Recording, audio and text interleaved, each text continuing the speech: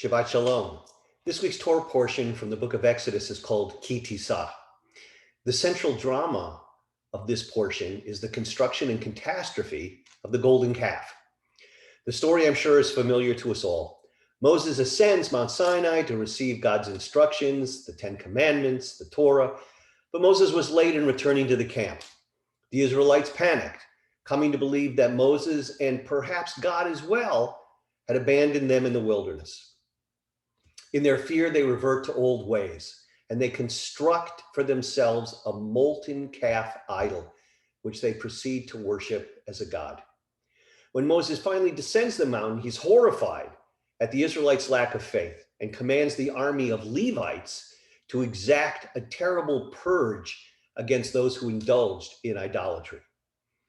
After the dust on this awful incident has settled, the Torah goes on to state what should be, by now, be a painfully obvious law.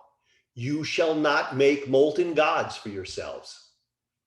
Clearly, we know that already. We have just seen thousands of Israelites put to death for this very crime merely 2 chapters before.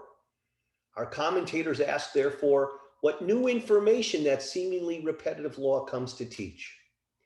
Well, the Hasidic master, Rabbi Menachem Mendel of Kotsk, was famous for his capacity to see in otherwise mundane statements of the Torah a flash of insight that applies far beyond the word's original text.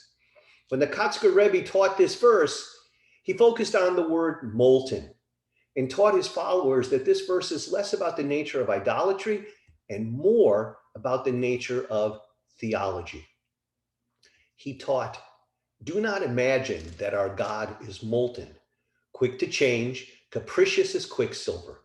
God is to be found in what is solid, firm, and holds fast. In a world in which it is becoming increasingly difficult to tell truth from falsehood, when so many things that we once thought of as so sure are now seemingly up for grabs, we need more than ever to be anchored in commitments that are unbreakable. Just as an ancient sailor would look up in the sky and find the North Star, and from that fixed point of celestial navigation would be able to find their way in the deepest darkness, we too need a fixed point of light to guide us as well.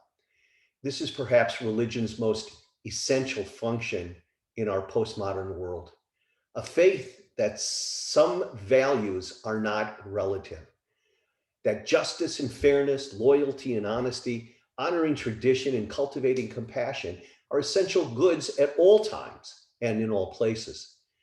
For many of us, belief in God is simply another way of saying what George Orwell once wrote. Freedom is the capacity to say that 2 + 2 = 4. Once that is granted, everything else follows. Faith is the assertion that some truths persist, even in a world that often mocks the claim that we can know anything at all. Do not make for yourself a molten god, teaches the Kotsker Rebbe. Instead, attach yourselves to the values that stand the test of time. Root yourselves deeply in what is firmly established. The very first of the 150 Psalms teaches us that a righteous person is like a tree planted by the waters, strong enough in our core that we can weather any storm. I pray you all have a Shabbat Shalom.